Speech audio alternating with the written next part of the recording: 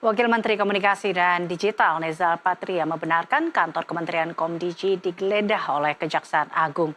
Penggeledahan terkait kasus korupsi proyek Pusat Data Nasional Sementara tahun 2020 hingga 2024. Wakil Menteri Komunikasi dan Digital Nezar Patria membenarkan kantor Kementerian Komdigi digeledah oleh Kejaksaan terkait kasus korupsi proyek Pusat Data Nasional Sementara tahun 2020-2024. Meski demikian, Nezar meminta awak media untuk meminta keterangan kepada Kejaksaan Agung terkait hasil penggeledahan tersebut.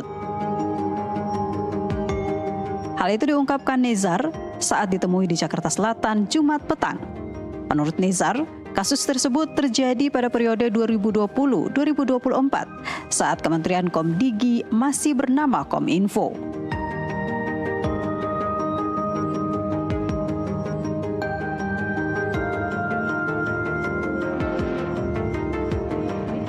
Nezar mengaku tidak tahu menahu soal kasus tersebut meski ia sudah menjabat sebagai wakil menteri sejak tahun 2023.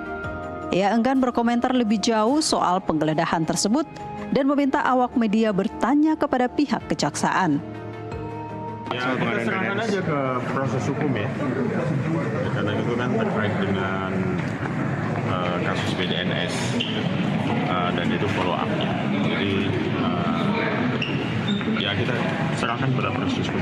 Pak, tapi ini kan terjadinya lokusnya itu kan terjadi saat Bapak sudah menjadi Wamen di yang sebelumnya itu ya Pak ya, di kabinet sebelumnya.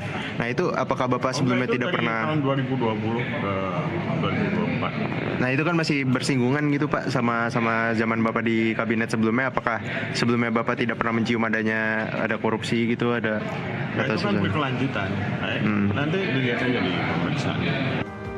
Sebagai informasi, Kejaksaan Negeri Jakarta Pusat menggeledah kantor Kementerian Komdigi terkait kasus korupsi pengadaan barang dan jasa dan pengelolaan PDNS pada Kementerian Komunikasi dan Informatika tahun 2020-2024. Meski belum mengumumkan tersangka dalam kasus ini, tetapi kerugian negara diperkirakan mencapai 500 miliar rupiah.